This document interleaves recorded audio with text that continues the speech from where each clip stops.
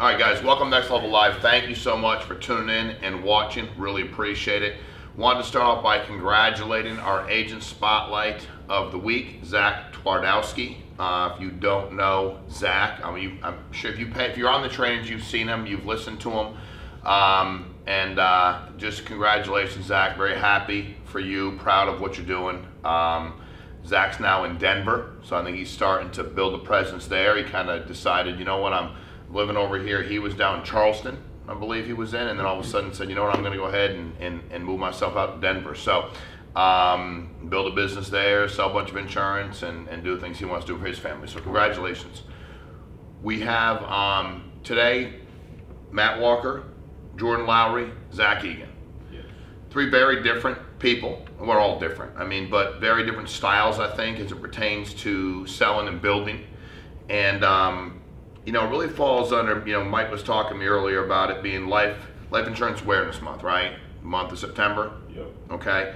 And I guess for me, one of the things before we get into some of the things that I want to talk about today, we really need to take a step back and really think about what is that. I think if you're in the life insurance industry, right? Like when I was a social worker, we'd bring people in. I was a training supervisor for a while, and I'd bring them in. They might have been fresh out of college. They might have been in their second or third career. And one of the things I always said to them was, take a step back and tell me what child protection means to you. What does child protective services mean to you? Because it's different for all of us.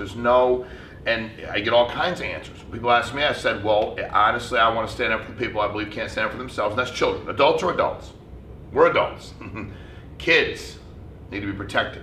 And so I have my own take on that. I think you have to ask yourself, what is life insurance? What does the presence of life insurance and lack thereof mean to you?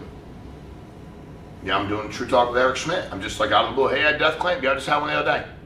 Yep, just like, I had my first one that he said, how'd he say it? When it was on my watch. Because he had been selling before years ago, and then kind of was doing it part-time, but first time hey, I'm full-time. I got the call, my deal. I think the son comes to the funeral home with a card, has the insurance carrier name on the back that Eric wrote, and has his information, and they call him. So that being said, Mike, you've been around this business and in this business for 10 years. Right. Fair statement? Yeah. So when you get to here at corporate, you hear, you're involved. You may not be the person they call directly about leads. You may not be the person they call directly about getting vouchers or about carriers, but you're around all of it. And I want you to ask me some questions that, not just newer, that you think agents are looking for the answers to, that would really, if we, hey Sean, they asked this, and if we answer it the right way, I think we'd move a lot quicker. Because just understand that the reason there's a Life Insurance Awareness Month is people don't have life insurance. There's not an auto insurance month. It's Life Insurance Month. It's not, your auto insurance is a state law. And I think, it is in Connecticut. I think it's in most states I'm aware of. So you have to, because they don't let you have the car without insuring it. So the reason it's there is because the majority of people say I don't have enough or I don't have any. So we know there's a deficit that we all could work for hundreds of years on, and we can't solve it. So how do I feel good about my industry? Because if you're 20, there's zero chance in your lifetime that we're going to run out of clients. Zero chance. So you're good to go, bud. You're good. You're probably good. Grandkids, great-grandkids, you're probably good to go. Mike, give me a couple questions that you hear asked of anybody here, whether it's Sasha, whether it's Precious, whether it's Jasmine, yourself. You get to interact with a lot of the agents, managers, salespeople. Ask me a couple questions that you would like me to answer for everybody. Yeah, absolutely. I think one of the most common questions we get, or one of the topics they ask about are leads. Okay. Brand new agent. I got a call, I think Friday, from individual that they were asking, how do I know how much to invest into leads? And another common thing that we hear is the brand new agent just wanting to know what type of leads to buy. Got it. I think okay. I think that would help. Here's the thing, if you ask me that, if you're a brand new agent, Brand new meaning you just got your license, you never had one. Brand new, you've had your license for 10 years, you started with us. The best leads for anybody to get when you start are the most leads. I'm just saying, what category is the best? The most. Which one would you go after, Sean? The most. Because when I start, I want the most opportunities that I can get. I probably always want that, but I want the most opportunities that I can get. So you call me today, you're a new agent, I say you need to get Facebook internet leads. You have to. Number one, you can get them, you can get as many as you need. They're much more affordable, and you also can control the area. The idea that you're starting with me on a Thursday or a Friday, and then you're going to jump on an airplane on Saturday and fly, get a rental car, hotels, and incur that. That just doesn't seem very logical the first weekend you start, to me. And if you're going to do direct mail, depending on where you are, you may have that obstacle. I'm not the one that, you understand, I'm not responsible for people not opening mail anymore. We still have some, but the reality is that with Facebook and internet, it's completely changed the industry. If you work at a company and they don't do social media or internet leads, start counting your time. You're not long for the world. This is not us being so unbelievably aggressively creative. This is us surviving. Now, thankfully, they have all these platforms where there are billions of people all over the world and the majority of Americans on, so like we sell here in the United States, that's where we're at, so we are able to. So at the end of the day, Mike, my answer to you is you need to get as many chances as you can possibly get. How much should I spend on leads? I don't know, how much do you have to spend? Now this is where the dialogue is supposed to go, so Mike and I will role play it. So Mike, a lot of people go like, you should spend X. I don't know what you should spend. So Mike, ask me how much should I spend on leads? How much should I spend on leads? Mike, let me ask you something. How much today do you have in the bank to spend on leads? $1,000. Okay, you said it like, do you really have 1,000 or you have more or less? Is that $1,000? Yeah, we're right around 1,000. Okay, do you have more that you don't want to spend or you just, okay, so you have more in the bank, but you're comfortable spending 1,000. Okay, so you just answered your own question because you might have more, that's your business, but right now you're only comfortable spending 1,000, which is fine. Mike, I don't need, I mean, when you look at Facebook internet leads, Mike, you could probably go spend, now would I spend $1,000? I would. Why? It's impossible for you not to get your investment back. The reason I spend $1,000, Mike, is it's absolutely impossible. You know, it's kind of funny. I was reading this thing the other day about when Jerry Jones bought the Cowboys, how much they made fun of him. Yeah. They said he overpaid. $100 and some odd million, and now it's worth $3 billion. But he overpaid. And his answer was, I've overpaid for anything in my life I bought of value. I've overpaid. Now, I'm not making that analogous here, but my point is if you think you need X, but you buy more, you're only going to push your business faster. There's zero chance, Mike, you're not going to go write 2 policies. Because with Facebook internet leads, you're going to have so many leads at $8 to $10 to $12 to $15 a pop that at the end of the day, if you can get 10 leads for $1.50, you're doing my math, like you're going to get yourself a lot of leads where now all of a sudden you have a lot of shots.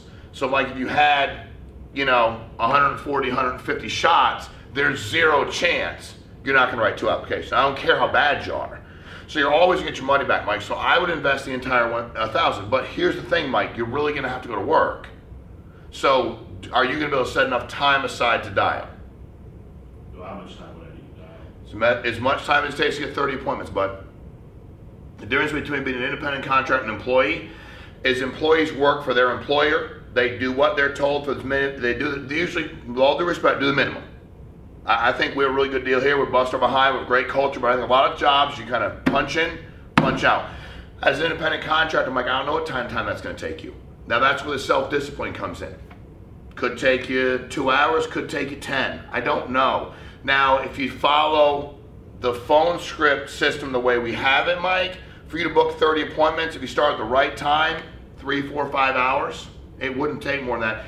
If you're not doing it that way, it could take you 2 days. We're calling people, Mike, that have already asked us for help. So for you to screw it up, I mean, you have to like work at it because they expect the dynamic of you to just go, Mike, yeah, Sean, more. I mean, just like I'm just getting back to you here. I had this information. I'm looking at it. You went on Facebook, you know, 2 minutes ago, 2 hours ago, 2 days ago, and you fill this thing out. So for me, I'm really trying to make sure, Mike, that I'm working hard at putting you in a position to go ahead and win. I don't know how many hours it's going to take. Mike, do you have a problem? Is hard work difficult for you? No. Okay. Is hard work for yourself difficult? Hard work for others is not difficult, Mike, because it's loss of job is the consequence. Hard work for ourselves, we have a hard time with that fear of loss if we don't really see a fear of loss. Mike, the fear of loss here is you'll get left behind. So that's usually my answer to the question, like, you know, and I always ask, how much? You have that much? You have more than that? I do, I don't. And I always tell people too, when I started, so there's some self-deprecation, I didn't have any money. So I'm not judging anybody. I've never judged anybody anyway. Humans can't judge each other. But like from a financial standpoint, I say, Mike, I had no money when we launched the company. So I'm by no means judging you. You don't need to feel insecure if you have 80 bucks in your bank account or you have 80 million. Congratulations. I'm just telling you, I need you to be able to talk to me about what you can do. So the first thing I would say is that, like, the most. What's my best bet? The most. Then you'll find your way between Facebook, internet, all the above. What we have found to a person, all the people we've had have been around this for 10, 12, 15 years ago. I mean, Matt Walker was a great example. Matt Walker said, I like just direct mail leads. I watched everybody else doing it. Eric Schmidt starts coming in here, piling internet leads, Facebook leads. He's got more shots than me. He starts selling 40, 50 grand a month and his lead bill's less than mine. I decided I'm gonna do that too. But it's more work. It's just you got to get on the phone, you have more shots. So that'd be my answer to the lead question. That makes sense, but I think you have to ask really good questions and get people there so you get a frame of reference for where you're actually at. What would be another question you hear asked or you'd like me to answer? I hear a lot of questions about training. You know, I think sometimes agents overestimate how much training they need to get started. So the common question, one of them is, you know, how do I learn all the products and how do I get all this training done and what training do I need before I get in the home? Let's role play. Let's be you when you started with us. Just shoot me straight. Mike, what do you do for work now? I build houses. You build houses. Yeah. Got it. Mike, what's been the most valuable training you received as it pertains to building houses? Just building an actual house, learning on the job. Explain that. Learn on the job. How? What were you doing? Learning how to build walls, putting them together. Banging the nails. Exactly. Measuring it out, cutting, banging nails, putting them up. Sometimes you make a mistake.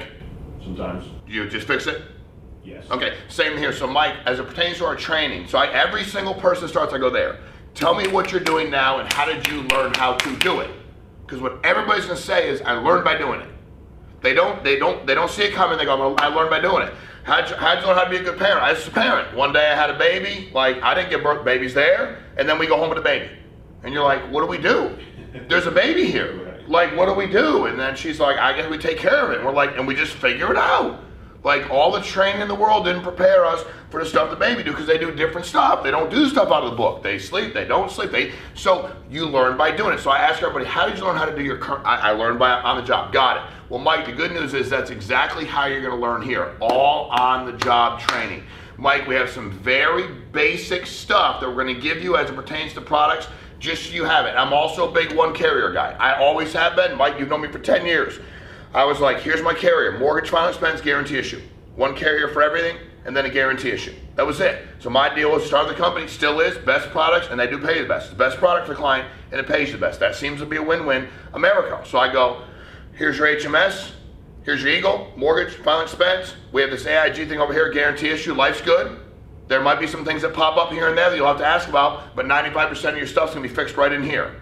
So Mike, I don't need you to sit around for the next 3 weeks and study product guides, because the carriers, they do that for a living. If you see a medication you don't know of, you can Google it, I triage, find out what it's for, call the underwriter. That's fine, that's easy stuff, but in the e-app will actually tell you yes or no when you fill it out, and they're gonna run a script check on the person anyway. So they do almost all the work for you. When we started, it was different, Mike, 10 years ago, you had to ask all those questions.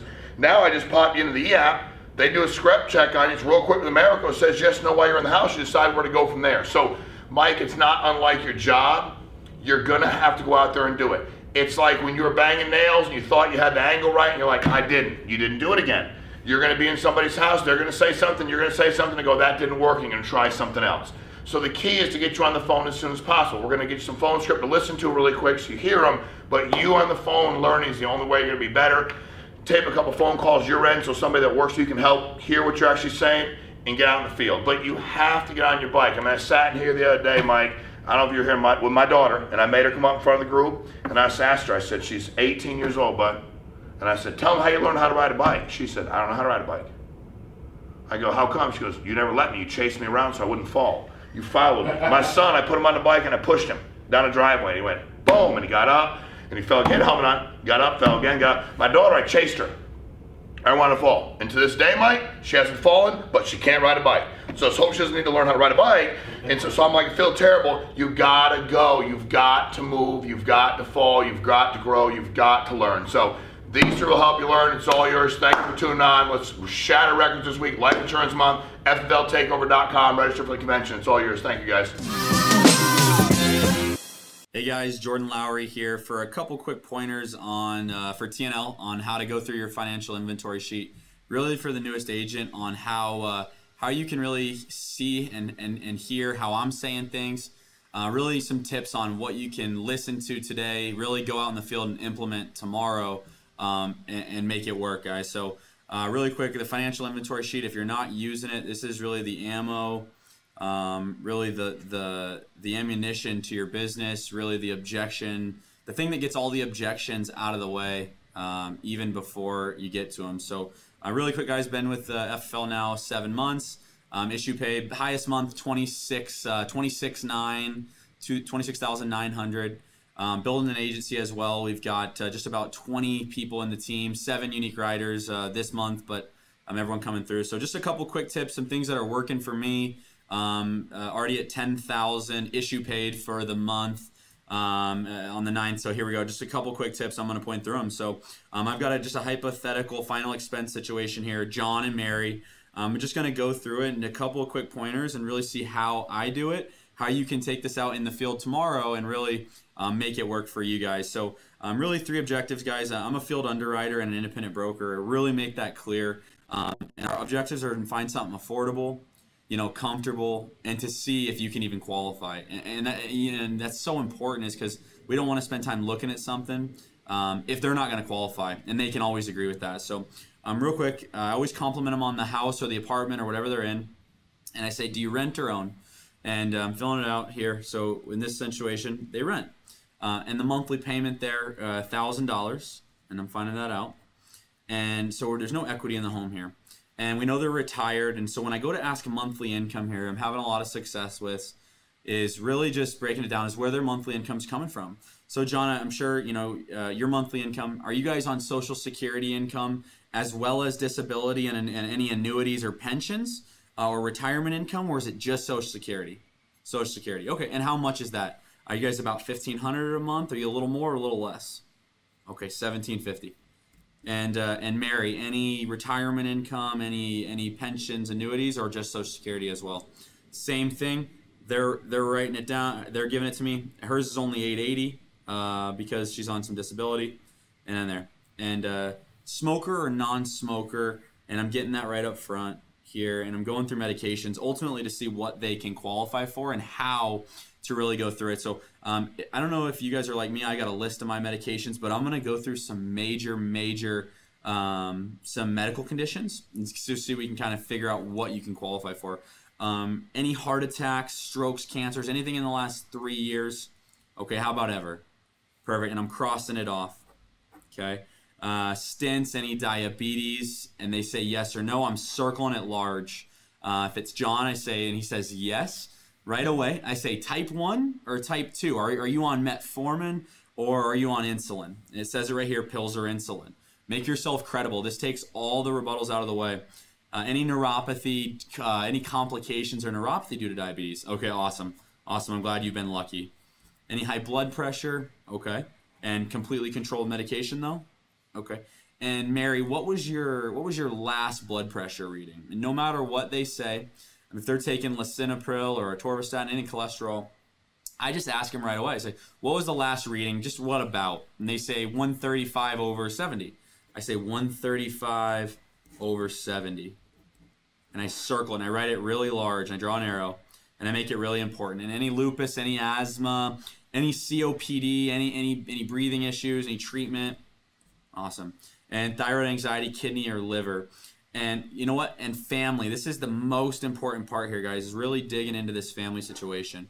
So I'll just write mom, dad, and really listen to how I'm implementing this. And so I'm going through it and figuring out why they're looking for final expense. And I'll say, and now family history, mom and dad. Now, you got to get into it, guys. This is the most important thing. Now, are they still alive? Are they with us, or have they passed?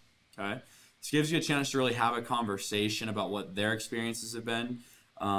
If they've had to deal with losing a parent, or both parents and grandparents, or a sibling, or a cousin, and someone has passed away. So mom and dad, okay.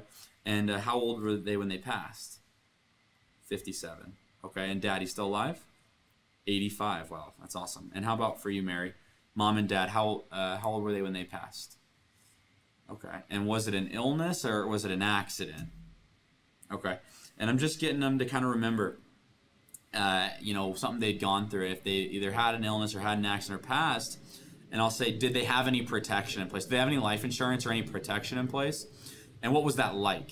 Okay, and what was that like right here under family? Because if they had it, it made it a lot easier for them usually, or their sister or their brother. So that's super important. And running through different things in beneficiary and getting it down.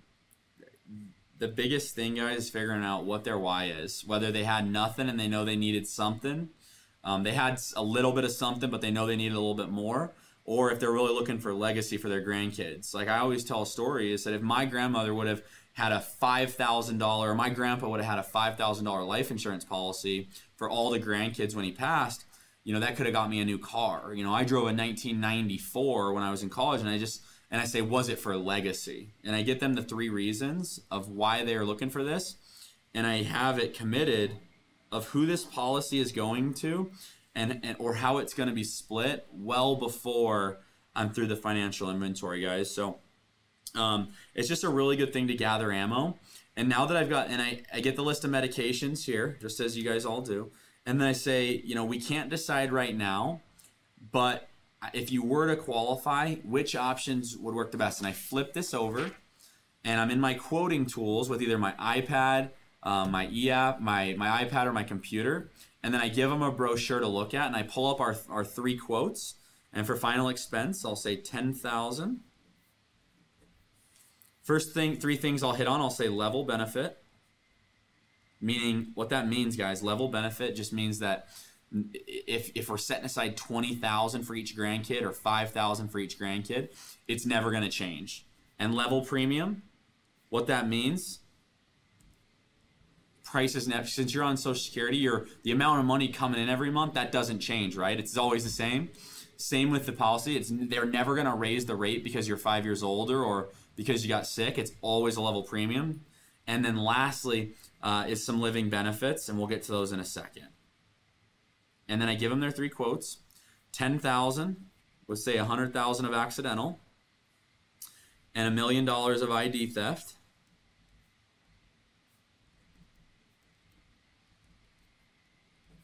$122. Then I write $20,000, and just like this, I put a small underline here. Then I write $20,000, $200,000 with $1 million of ID theft.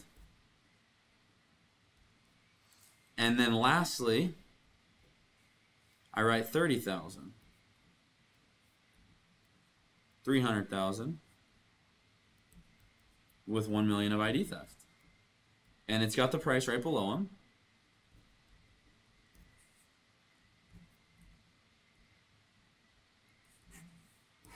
And I'll just turn it right to them. I'll put it right to them, and I'll just say, John, Mary, you guys know your budget a lot better than I do. You know, and as far as coverage, what you need. Which one of these makes the most sense when it comes to budget and protection for you guys? And I'll just point it to them. I'll hand them the pen, and I just be quiet. And it's in and out in 20 or 30 minutes, guys. Just some real quick tips on how to get better through your financial inventory sheet is just practice.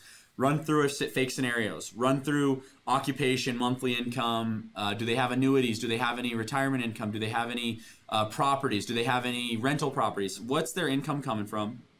What are they looking to replace in this situation? This 880 will disappear regardless of who dies.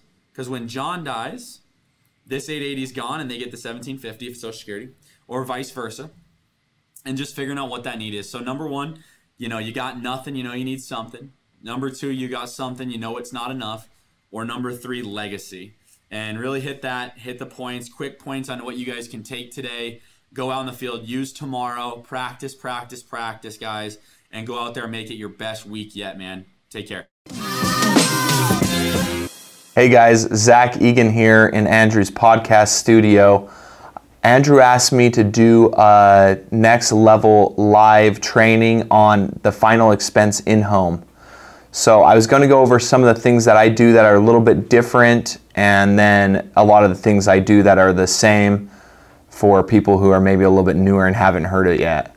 So what I do that's a little bit different is I generate an actual tangible lead for all my final expense appointments.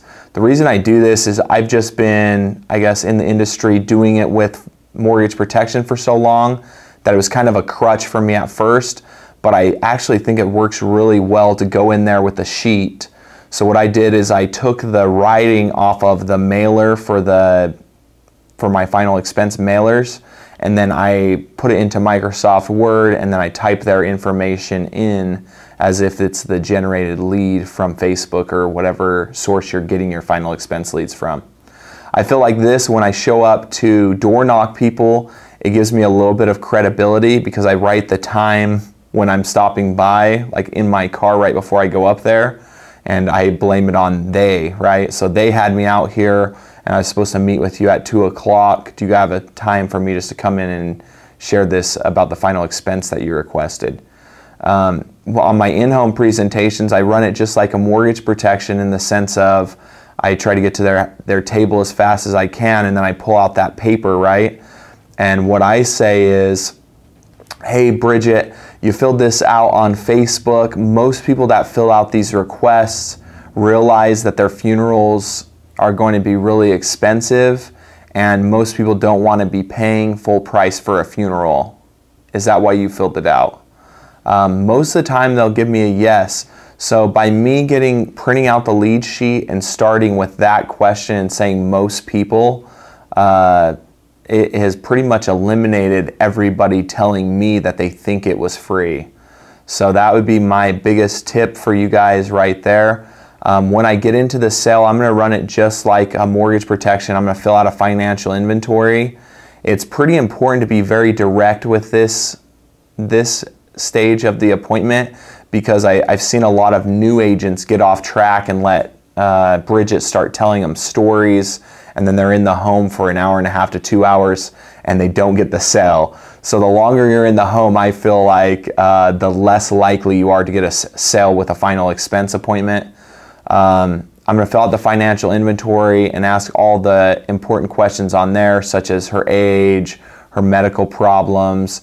I ask her height and weight, and I'll ask the prescriptions. I'll ask them what they have that would act like life insurance, like a 401k or a Roth or a CD or a large amount of money sitting around, just so I know. But I'm going to keep on track with my appointment, right?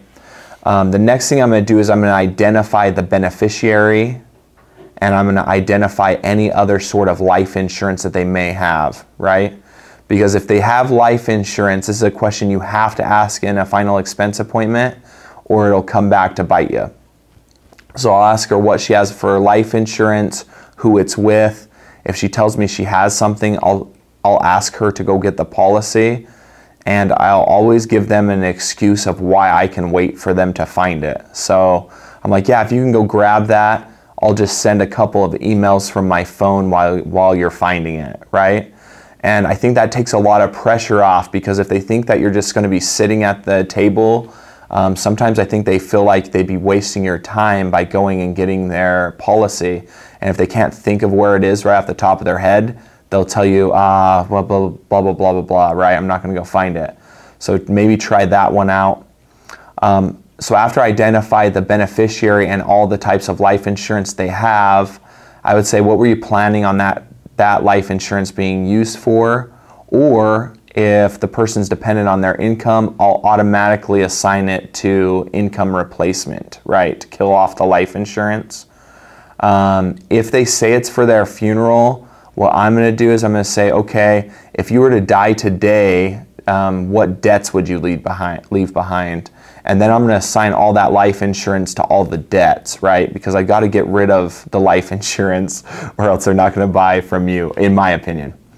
The next thing that I do is I ask her if she was thinking more of a burial or more of a cremation, right? And I don't care which one they're thinking, but I'm going to get this out of the way, because if not, it might become an objection down the road as well. No matter what they say, I'm going to ask them what they think that one costs. So what do you think it costs for a burial nowadays? She'll tell me. I'm going to use this as a basic baseline for my figures before I close her, okay? So if she says it costs about $10,000 for a funeral, I'm gonna take that for what it is, and I'm gonna show her the price for $10,000. But I'm also gonna show her a couple different pricing options on my sheet. I'm gonna write them all down. I use an app called FFL Go to quote all mine because all the carriers are in the same place, so I can just go quote a couple different carriers at the same time. What I'm looking for is I'm not necessarily looking for the cheapest price when I'm showing people different pricing options or what carrier to go with. I'm looking for the one that they're most likely to get approved with. So generally my underwriting guide is if they seem like they might get Americo, write the app with Americo. If the screen pops up and it says due to their MIB, they are not eligible for this product, then I'm going to transition to a different product. But my underwriting style is to write Americo, and if it gets declined, then write something else because we know in the home. The next thing that I do is I tell them that I have a recommendation. So I say, Bridget, what I recommend in your case is a company called Americo. The reason I recommend Americo is because they're US based. Their headquarters is in Kansas City, Missouri, and they've been in business since the early 1900s, so they've been around longer than you have, so they're a really reputable company, okay? The other reason why is they have a really fair price for people your age, and they'll pay for the full value of your funeral. Does that make sense? She'll say yes. I'm going to show always 3 prices, so if she said $10,000, I'm going to show her a $10,000. What I'm going to do is while I'm quoting it, I'm going to see how much $10,000 is. And since I know how much money she makes from my financial inventory sheet, I'm going to try to figure out what I think she can afford, right? So if her $10,000 is only, $70 a month, I'm also going to show her probably a $15,000. The reason I'm going to show her 15, and this is how I'm going to justify it to her, I'm going to say, Bridget, what I did is I did a $15,000, a $10,000, and an $8,000 funeral right here. I did the $15,000 because at your age, you're probably likely to live, another 5, 10, 15 years. And I don't know if you know this, but the price of a funeral increases over time just like everything else. Does that make sense? She's like, yes. I would say, so this one for the $15,000 is just $130 a month. Does that make sense? She's going to say yes. I'd say the $10,000, which you say is a full price funeral, that one is only $110 a month. Or no, sorry, like $85 a month. The last one is an $8,000, and it's just $70 a month or whatever it is. The reason I say just and bucks is because they're both minimizing words that make it sound like less. If you guys are saying dollars per month, it's maximizing, so it actually seems larger than it is. So I would try to change your verbiage to something a little bit more minimizing. Beyond that, the only thing I do after that is I tell her, so that I can't approve you right now because that's just not what I am. What we're going to do is we're going to put the application into Americo. They're going to decide whether you're approved or not after they look at your medical history, your prescription history, and your criminal history. If they accept you, they're going to send you the policy in the mail. It'll take probably 8 to 10 days. If they decline you, they'll send you a 1-page paper that says in the nicest possible way you're declined. If that happens, I will contact you and we can move forward and see if there's another carrier that will approve you. Does that make sense? She'll say yes. And then I do my application. The thing that some people run into is they run into a think about it objection. So these are the 2 ways that I overcome that. So the first time they tell me they want to think about it, I tell them, oh, absolutely, you guys can totally think about it. All that I need to do is fill out the application, send it to the carriers. They're going to look into your medical history, your prescription history, and your criminal history, they'll decide whether you're approved or not. Does that make sense? If they say yes, I assume when I say does that make sense, their natural reaction is going to be to say yes. From there, I assume they're saying yes to the policy, and I start filling out my application on my iPad. If they say, no, well, we just really want to think about it. The second time they tell me they want to think about it, I automatically assume it's the price and that my pricing's too high on my sheet. So what I do is I just adjust the figures down, right? So instead of showing them an 15, 12, and 8,000 or 10 and 8,000, what I do is I'd show them probably a 6,000 and a 5,000. And what I would say to her is, hey, Bridget, I was thinking, yeah, maybe those prices are a little bit outside the budget, and maybe we could start with something that's a little bit smaller, and then if things change, you could always up it. Does that make sense? She'll say yes. Or I would say, or, you know, we could do like a 5,000, and that way at least half of it's taken care of, so Rick's not set with the whole burden of the funeral. Does that make sense? She'll say yes. So that's how I handle those I want to think about it objections, and that's how I do my final expense in home. Thanks, guys. Thanks for having me on today's call, Sean. It's an honor and privilege, and you know, have my license now for about 2.5 years. Well, actually, I had my license for a little over 2.5 years, but been at this full time for 2.5 years, and had the privilege of meeting you, doing the personal training thing. And I think the reason why I'm hitting on that is because anybody can do this. You know, about 2.5, 3 years ago, when I decided to finally jump in, it was life-changing for me and my family. And you know, one of the things that I always got from you was you were this passionate, driven, high energetic individual. I didn't even know what you did, but I knew, like, I wanted to go where you were going.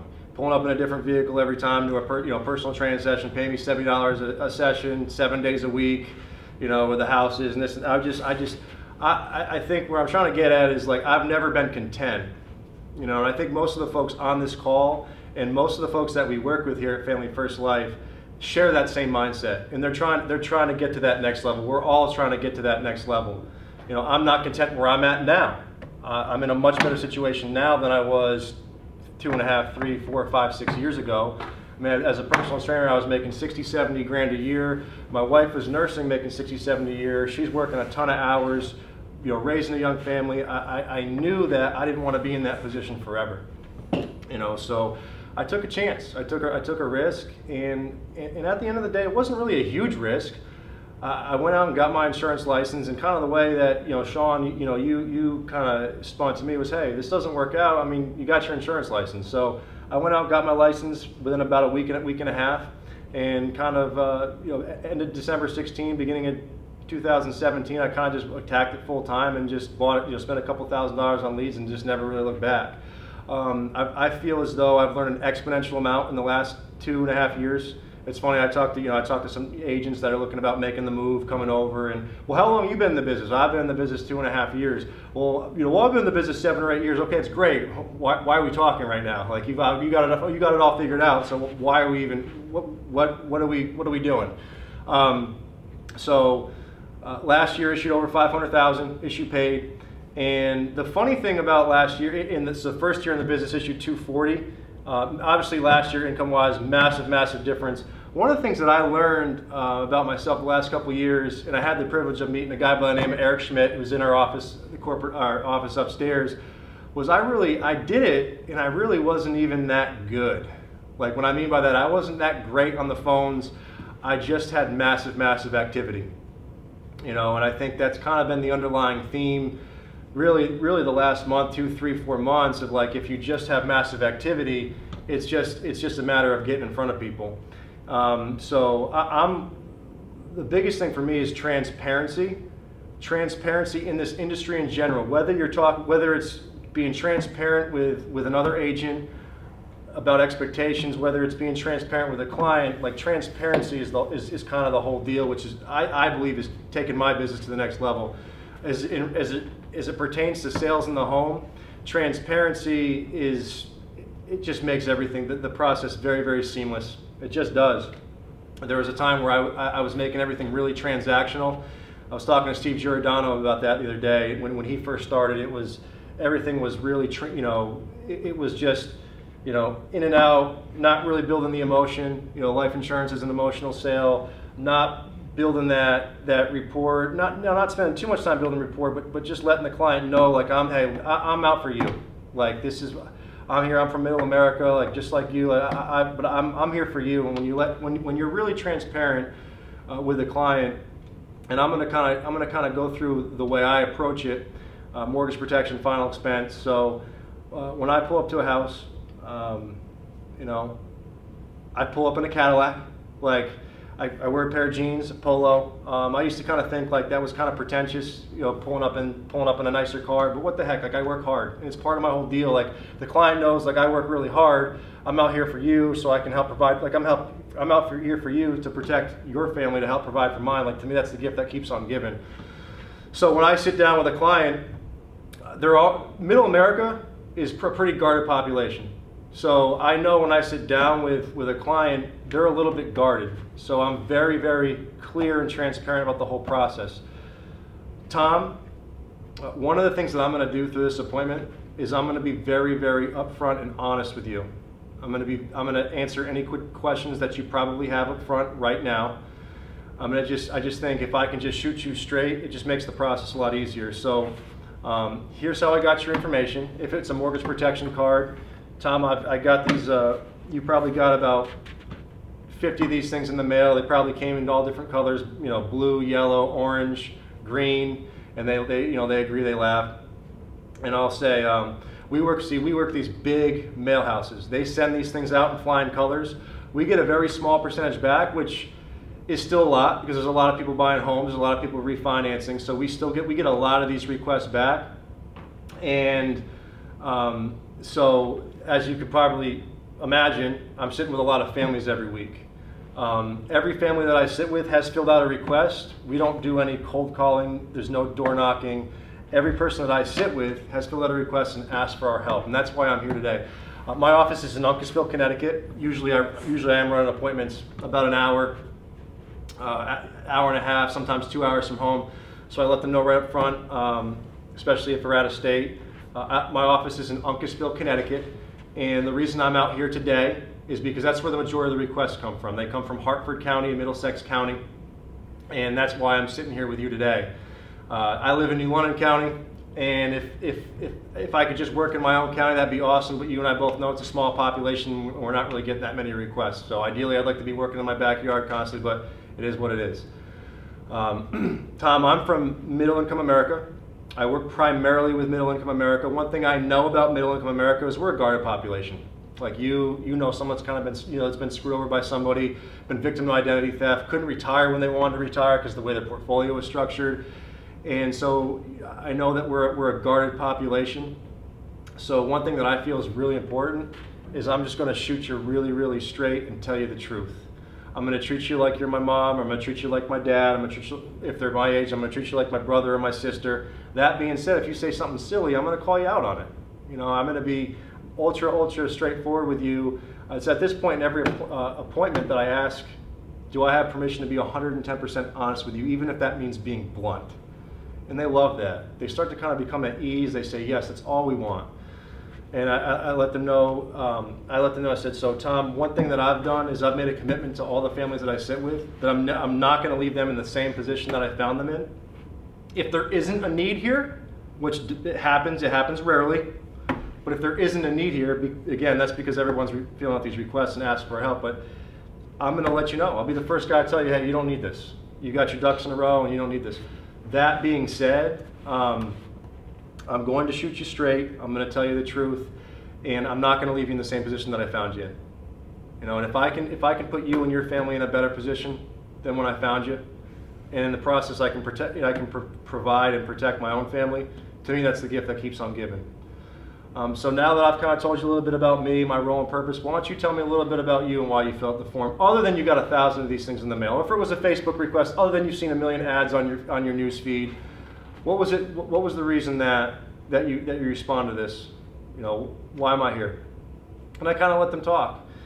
And after that, I let them know that, so I tell them what I specialize in. I specialize in final expense, or if it's mortgage, I specialize in mortgage protection. I do final expense planning. I sell regular life insurance. I do retirement planning, asset protection, estate planning. So kind of the whole kit and caboodle. You know, that being said, we're here for your final expenses, or we're here for your mortgage protection. So the next thing I'm going to do is I'm going to take you through a quick suitability questionnaire.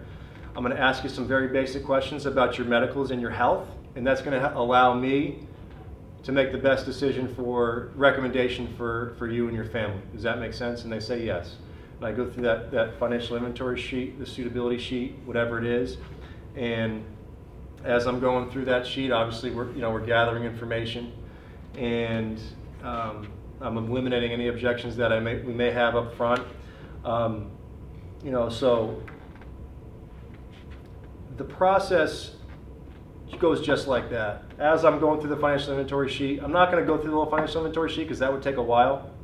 But after you gather all that information, that ammunition as I like to call it, you now have the ability to go ahead and, I always ask every client, what have you been prescribed in the last 5 to 7 years? It's not what are you taking, because you know, a person's been prescribed 7 medications, they might be taking 2 of them, so it's what have you been prescribed by the doctor in the last 5 to 7 years. I want to assess exactly what I can do, you know, what product I can get them qualified for. I let them know that I want to find something that's affordable, comfortable, and something that you qualify for.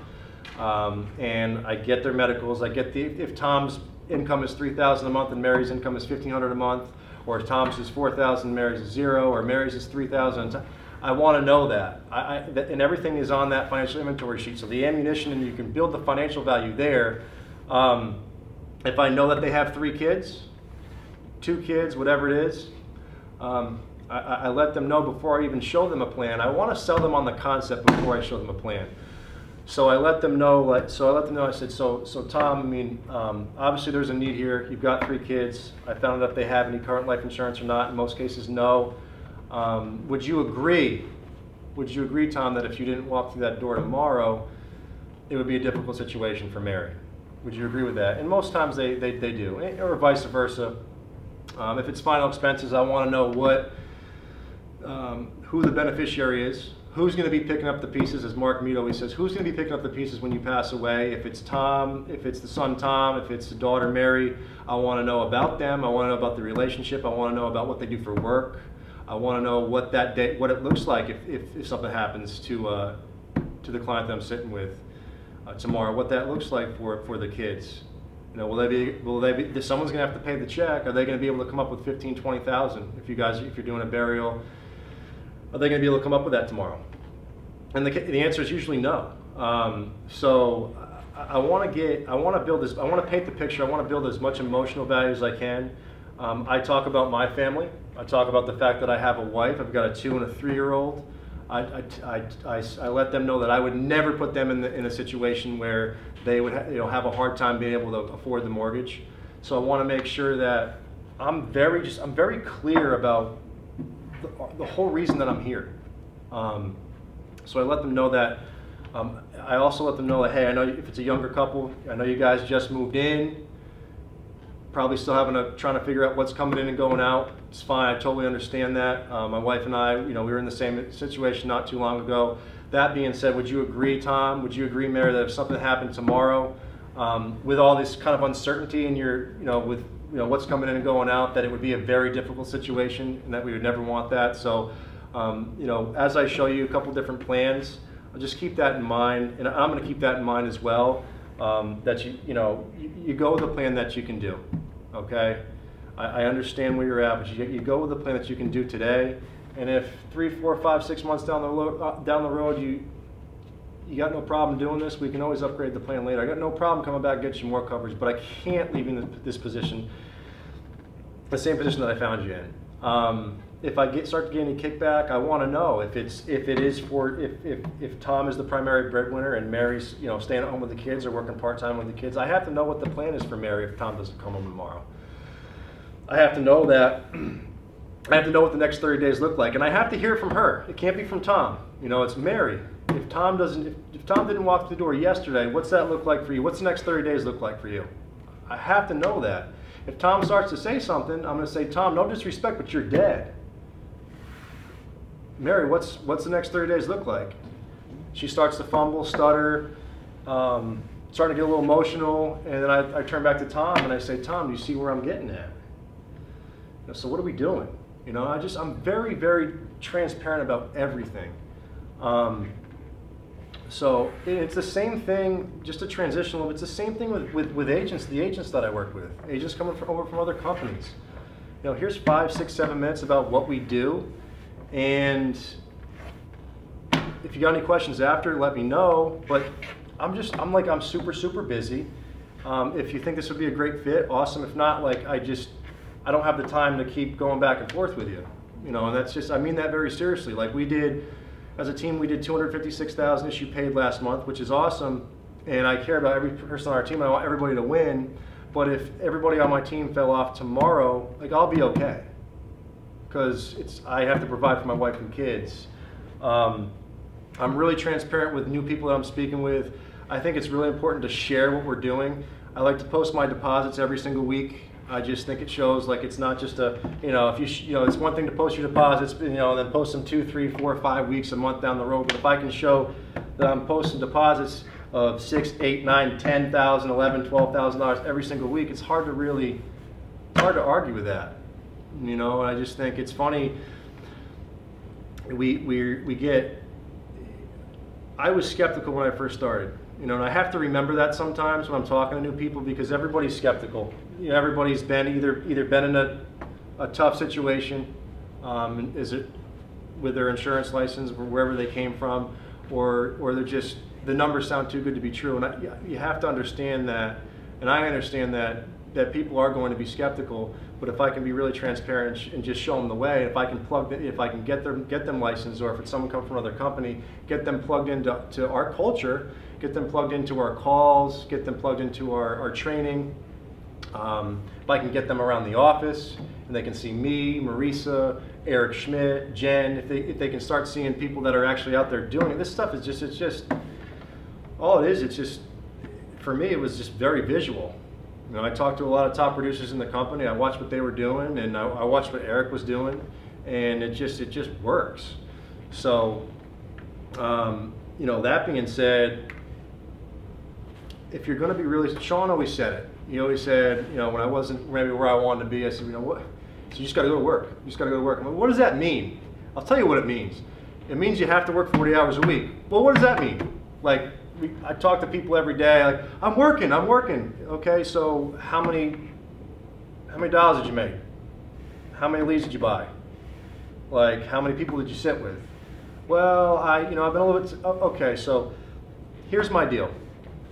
All right, and everybody wants to figure out the magic sauce. I hate to tell you, there's no magic sauce. It is just hard work. 40 hours a week means you have to have enough lead flow to work 40 hours a week. I have 40 to 50 fresh leads every single week. Every single week. Now that being said, we need to be screaming about, and I scream about, if you're a new agent, or if you're just coming from another IMO, FMO, NMO, whatever, and you're not used to working the kind of leads that we work, then you need more. I'm not big on, let's see if we can, let's get 10, 15, 20 leads, because here's the deal. If you buy 10, 15, 20 leads, Facebook leads, let's call it the way it is. You're going to get some people that don't pick up. You're going to get a couple bad numbers. You're going to get a couple people that thought it was free. You're going to get some people that are so jacked up you can only get them a small AIG policy. It is what it is.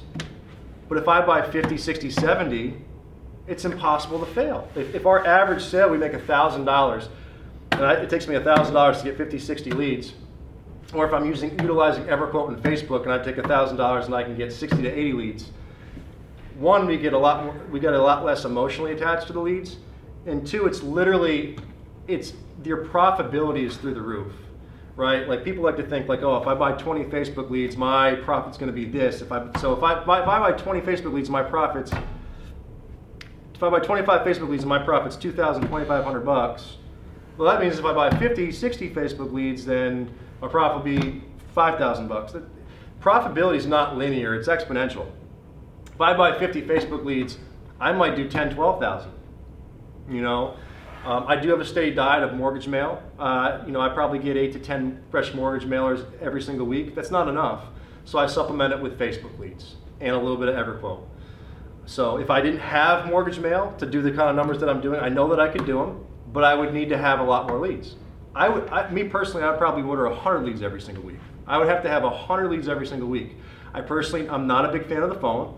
I've gotten a lot better thanks to Eric Schmidt. I wasn't that good 2 years ago. I was okay last year. I'm getting better now, learning from him, being in the car business 20 to 24 years, and it's just a matter of like real understanding that these leads aren't going to go out, they're not going to sell themselves. You do have to put the work in and get creative, and you don't want to sound like a telemarketer. So I've gotten better on the phones, but I'm still not great on the phone. So I know that if I were to buy 100 leads, I can spend a lot less time on the phone.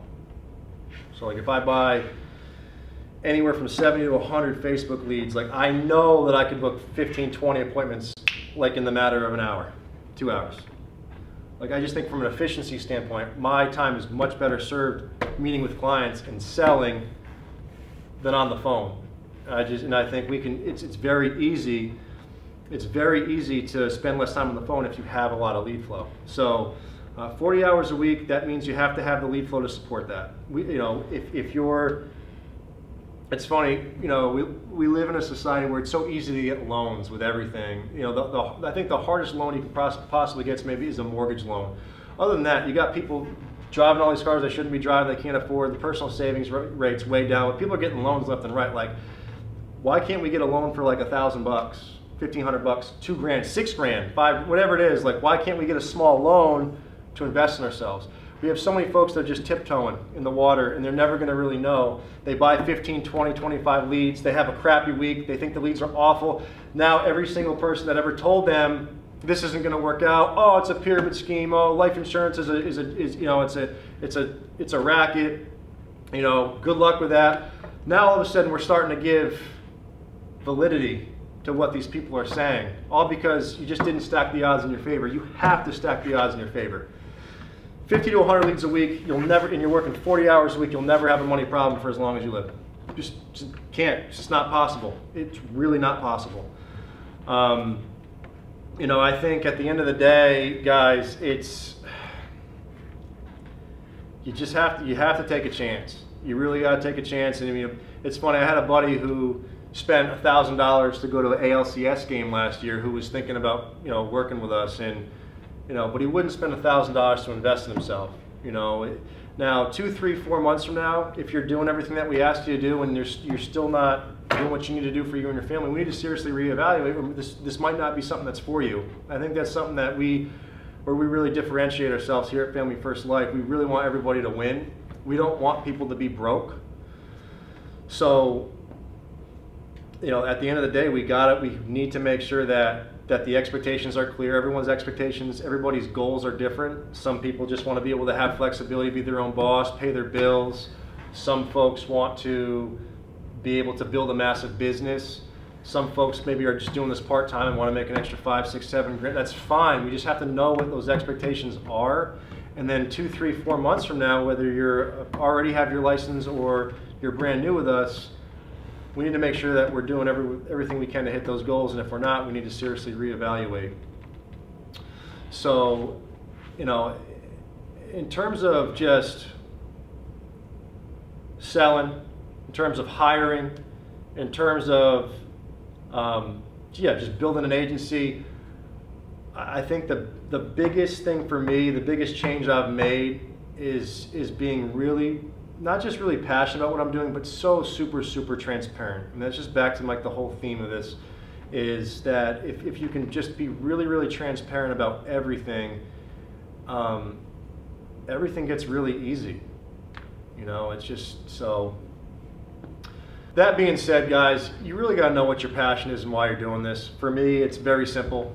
I want to be able to provide for my family in the manner which is the best interest of my family, not based on what's in our bank account. I want to be able to do things that we want to do. 2, I want to be able to give back to my mom, my dad, my parents. I want to give back to my inner circle. I also want to be able to touch my outer circle. It's like I went to a buddy of mine's cancer benefit. He had stage 3 colon cancer a couple of years back, and I donated $500. I just want to get to the point, like, how can I donate $5,000, 10,000, 20,000. I think success at the end of the day is measured by how many folks that you help. So I look at everything like the rocking chair test. If you get to where you're 70, 75, 80 years old, 85 years old, you're looking back on your life, I want to know that I helped a lot of people and that I didn't have any regrets. You know, so take a chance on yourself, take a chance on your business. That being said, you guys need to get to convention. It's going to take your business to the next level. The very first convention that I saw, I think one of the biggest things I got out of my first convention was anybody can do this. Like, you see folks from all walks of life, you see all ethnic backgrounds, people from all different parts of the country that are killing it. And so I think for me it was like, I realized if they can do it, if anybody, like if these guys can do it, I can do it. Also the nuggets that you're going to learn in terms of just everything, you know, the phones, everything you need to know, the phones, in-home, IULs, annuities. All it is, like, there's no mistake that my production went from 240,000 my first year to over 500,000 the second year, and I attribute it really to some of the nuggets that I picked up on at convention. So it's really, there's no reason why you guys can't get there. Anyway, thanks again, Sean, for having me on the call. I hope this helped. I hope this helped somebody out there. Hopefully I offer some clarity to some folks that maybe were in kind of a rough spot. But anyway, moving forward, today's Friday. Let's make it a strong rest of the week. Let's have a strong weekend. I know I'll be out there protecting a bunch of families Saturday and Sunday, so I can provide for my own.